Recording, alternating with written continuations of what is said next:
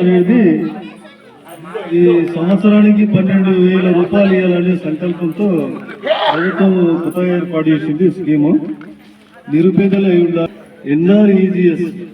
NREGS కింద వాళ్ళు job card ఉంది. గత సంవత్సరం మినిమం 20 నిరుపేదలు అయి ఉండాలి. భూమి లేకుండా నిరుపేదలు మాత్రమే ఎలిజిబిలిటీ ఉన్నది ఈ స్కీమ్ కింద.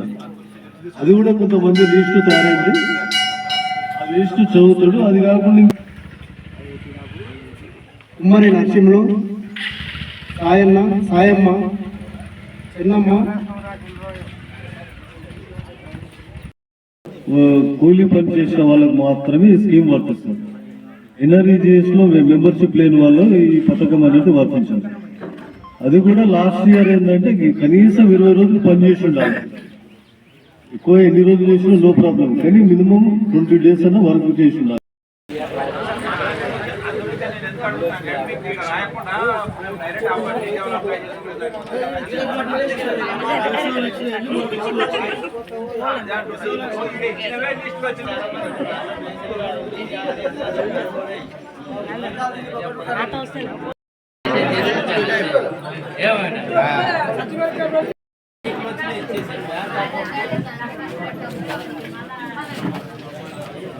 సెక్రటరీ గారు, ఇది ఒక సారానుగుణమవుతాయి.